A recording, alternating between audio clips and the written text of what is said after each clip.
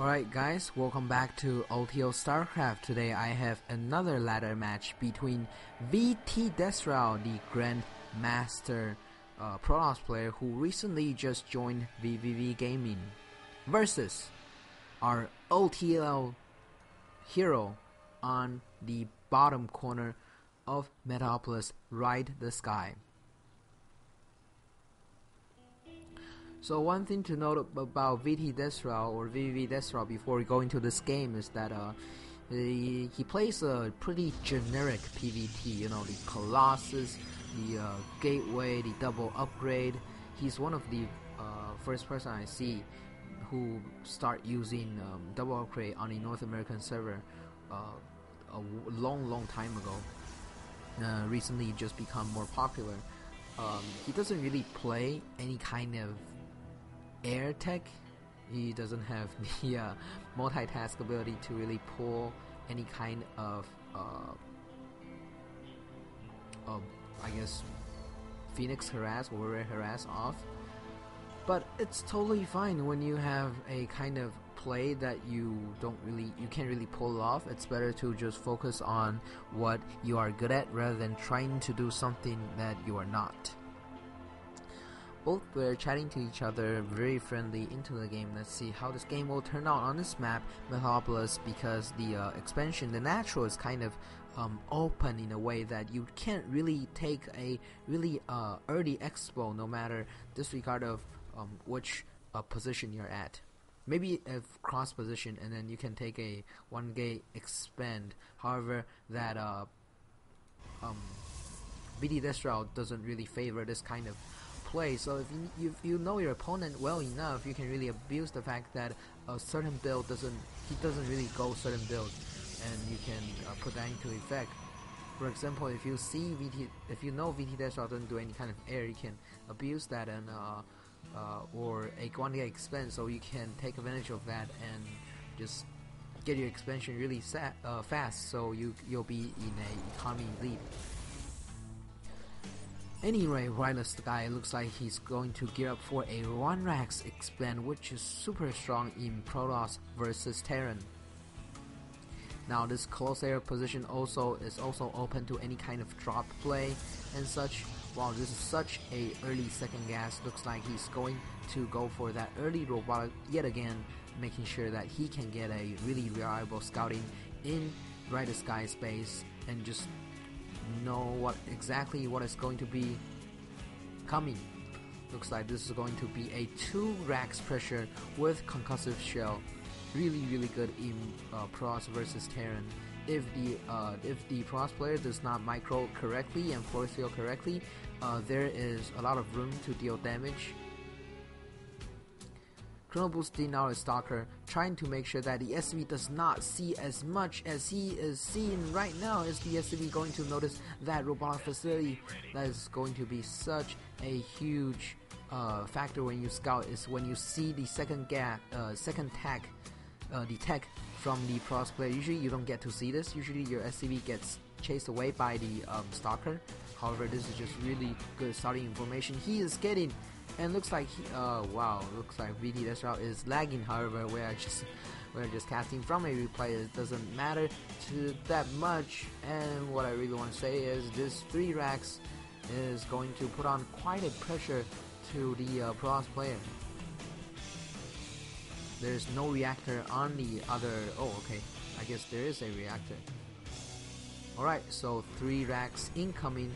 And VTDesrow doesn't really know what is going to happen, but he does have that sentry in the field, able to make sure that he can force field. If he can force field correctly, this is just going to be really safe against this 3 Rax. However, if he does not get a second sentry out, wow, right now he scouted the front and saw the opponent RideTheSky has so many wow, another toss.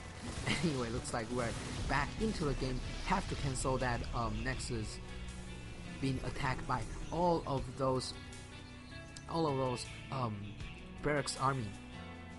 Right now he saw the opponent is indeed going for that 3 racks pressure into expand, which is a really smart thing to do. If you can force the opponent to cancel expand, and then you get to expand off of it from the map control you have, it's a really smart thing to do. Usually the player sometimes player will get the feeling, oh, he has such a tiny army, maybe there's a chance for me to bust up a ram and then I can win off right there.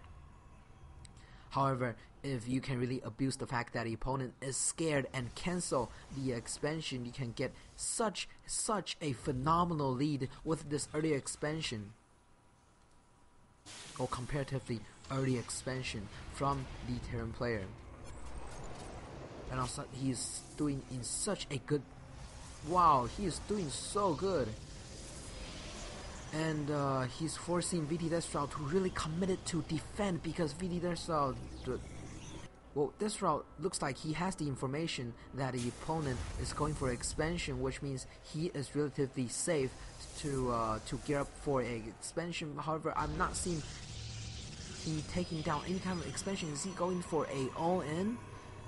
If he is going for all these like gateway army, I will be really surprised if he put an expansion down right afterwards. This seems like kind of a all-in build, trying to get those 2 critical number of clauses and just dish damage at the bio composition. However, I feel like this is not going to work so well. Protoss, this probe trying to swing around the back, trying to put a proxy pylon down for better reinforcement. Right now the SCV does not see if there is an expansion or not. So far this pressure is kind of good, able to, if you can't scout, just poke the front to see how much army the opponent has, and also to take out the Zelnaga tower. This allows a lot of room for reflect to be responsive against whatever build that is about to come, whatever pressure that is about to come. Saving up to 3 Colossus, getting supply block. This is such a huge issue in VTDesrow's gameplay right now. If he gets supply block, any kind of timing relies on time, and if you delay your if you get supply block, that's obviously gonna affect the timing by a lot. I don't know how to even stress this, how important this is. And RideTheSky right now seeing that there is no expansion for the Protoss player, he should be really afraid right now, putting down all those bunker down. I wouldn't even I like, sometimes you'll even see like more than 4 bunkers down, just because how scary the situation is. 2 Colossus coming in, the third Colossus on the way, whipping all of those units in, trying to reinforce, able to probably break, hopefully to break all of this army.